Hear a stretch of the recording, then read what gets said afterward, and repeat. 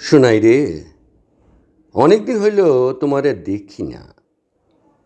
তোমারে একটা নজর দেখার লাইগা বুকের ভিতর পরাণখানি কাইন্দা মরে। কও না শোনাই, আর কতকাল আমারে দূরে সরাইয়া রাখবা?